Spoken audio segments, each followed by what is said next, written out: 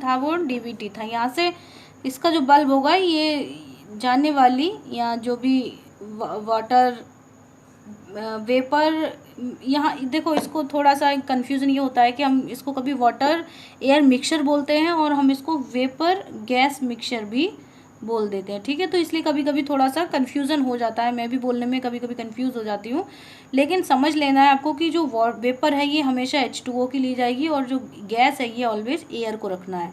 तो H2O air mixture भी मैं इसे बोल सकती हूँ और मैं इसे वेपर गैस मिक्सचर भी बोल सकती हूँ, ठीक है। तो इस तरीके से डीवीटी की कैलकुलेशन हमने कर ली।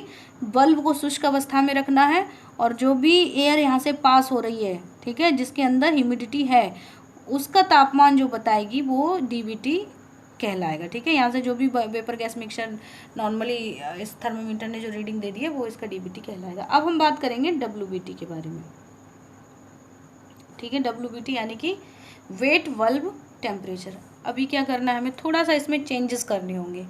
इसका जो ड्राई बल्ब है इसको ड्राई ना रख के अब हमें कैसा रखना है, वेट बल्ब रखना है, ठीक है। तो अब ये जो थर्मोमीटर आपने यहाँ पर कंसीडर किया हुआ है सब कुछ सेम है, वही है, बस चेंजेस क्या आए कि यहाँ पर जो इसका बल्ब है इसको हमने बदल दिया है, ठीक है। और बदल कर इसके बल्ब के चारों तरफ हमने कॉटन का भीगा हुआ एक टुकड़ा यहाँ इसके बल्ब के चारों तरफ लपेट दिया है, ठीक है। यहाँ कुछ आपको सावधानियाँ थोड़ी सी रखनी होंगी और वो क्या क्या होंगी सावधानियाँ, कि ये जो कॉटन का जो भीगा हुआ टुकड़ा है यहाँ कहीं भी ये मतलब कम्प्लीटली वेट होना चाहिए, पूर्ण रूप से ये भीगा हुआ होना चाहिए, कहीं भी किसी भी प्रकार के कोई ड्राई पैचेस इसमें नहीं होने चाहिए, पहली सावधानी है।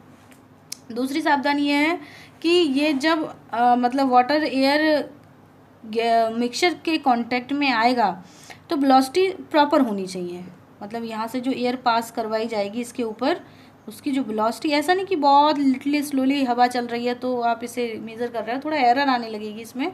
इसकी जो वेलोसिटी रखी जाएगी वो प्रॉपर होनी चाहिए और एटलीस्ट 5 मीटर प्रति सेकंड के हिसाब से होनी चाहिए। ये डाटा मैंने अपनी तरफ से नहीं दिया है आपको, डाटा आपकी मैकअप स्मिथ की बुक में है, आप वहाँ से भी देख सकते हैं इसको, ठीक है। तो वेलोसिटी की जो रेट है वो स्लो नहीं होनी चाहिए, नॉर्मल सी बात है। और भी थोड़े से यहाँ पर प्रिकॉशंस आपको बताए हैं तो फॉलो कर सकते हैं आप बाई बुक। तो हम बात करेंगे आगे डब्ल्यूबीटी की। तो यहाँ पर आपने देखा था कि पहले के केसेस की तुलना में अब हमने दूसरे केस में जो बल्ब है थर्मामीटर का उसको कॉटन से भीगी हुई रुई के से लपेट कर रख दिया है। अब क्या होगा यहाँ पर ये कि जो यहाँ से एयर गुजरेगी, ठीक है, अब ये जो टेम्परेचर होगा वो पहले की तुलना में कम राइज करेगा, क्योंकि यहाँ पर आप देख रहे हो कि कुछ ह्यूमिडिटी इसके चारों तरफ आ गई है, इसके चारों तरफ आप देख रहे हैं कि कुछ ह्यूमिडिटी बढ़ गई है, ठीक है। तो अब जो कैलकुलेशन ये थर्मामीटर देगा या जो रीडिंग थर्मामीटर देगा टेम्परेचर की, यहाँ पर पारा राइज कर जाएगा ऊपर, ये इसके लिए अपने यहाँ पर ही बना दी है इसकी। तो अब जो रीडिंग आ रही होगी इस रीडिंग को हम बोलेंगे WBT, वेट बल्ब टेम्परेचर। हमने किया कि यहाँ पर आर्टिफिशियल ह्यूमिडिटी को जनरेट कर दिया है और ये फंक्शनिंग वर्क करती है कूलिंग टावर के केस में, जहाँ पर आर्टिफिशियल या आर्टिफिशियल वहाँ नहीं बोलेंगे, कूलिंग टावर के केस में वाटर ऑलरेडी उपस्थित होता है, तो जो टेम्परेचर है वाटर वेपर मिक्सचर का उसकी मेजरमेंट वेट बल्ब टेम्परेचर के थ्रू की जाएगी, ठीक है। क्लियर है।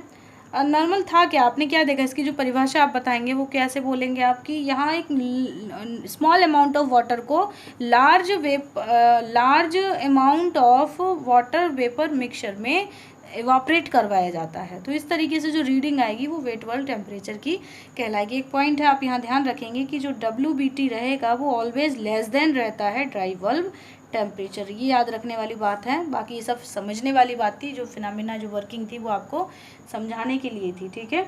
तो जो वेट बल्ब टेम्परेचर होगा वो ड्राई बल्ब टेम्परेचर से हमेशा कम रहता है। क्लियर है। इस तरीके से जो रीडिंग आएगी वो WBT, एप्लीकेशन इसकी कूलिंग टावर्स में रहेगी, ये नॉर्मल सिस्टम का तापमान है, ठीक है।